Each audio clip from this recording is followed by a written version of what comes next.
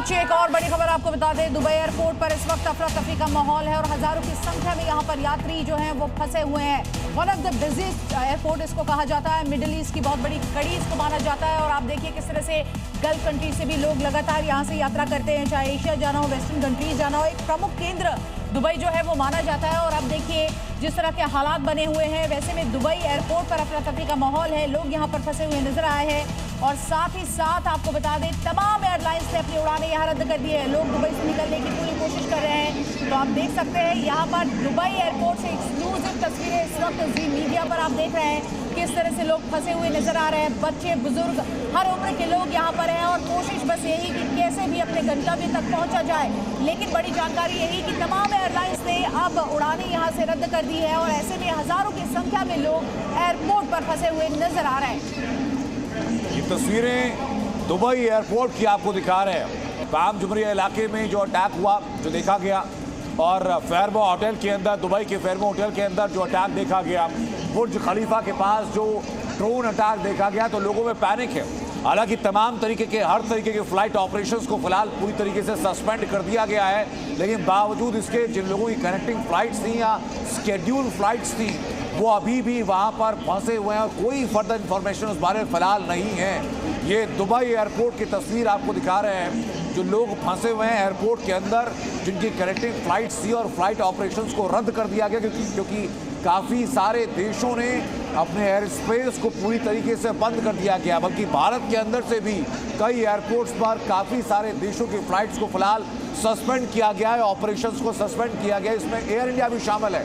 ये Dubai airport की तस्वीरें हैं और हजारों की संख्या में लोग इस वक्त दुबई एयरपोर्ट पर फंसे हुए हैं। वो इंतजार कर रहे हैं अगली अपडेट का या फ्लाइट्स के वापस ऑपरेशन होने का, जो कि अगले कम से कम 12 से 14 घंटे संभावनाएं बहुत वीक है, बहुत कम है।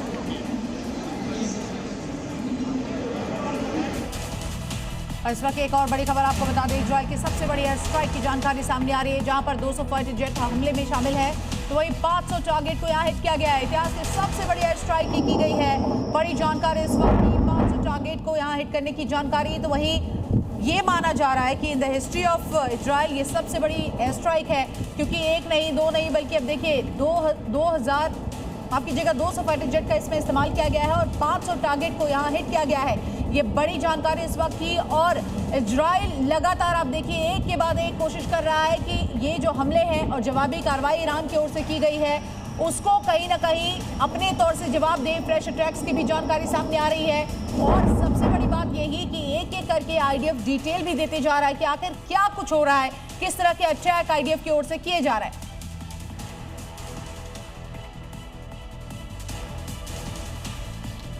200 फाइटर जेट इस हमले में शामिल हैं। ये 500 टारगेट्स जिनको कि लॉक किया गया था और जिनको हिट किया गया।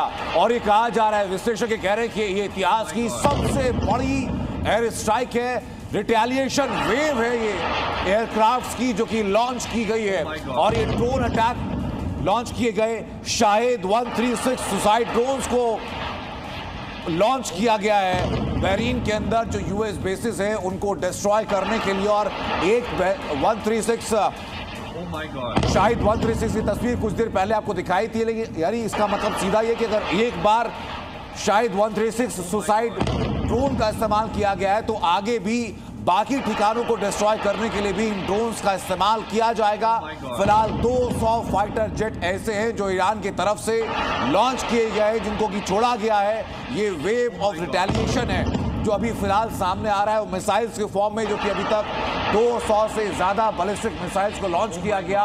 वो शाहिद 136 सुसाइड ड्रोन्स को लेकर के जो लॉन्च किए गए, या फिर इन फाइटर एयरक्राफ्ट को लेकर के जो टारगेट बॉम्बिंग कर रहे हैं इस वक्त पर इजराइल के अलग अलग ठिकानों पर, रिहायशी इलाकों पर, स्ट्रेटेजिक ठिकानों पर, और जो अलग अलग यूएस बेस हैं वहां पर।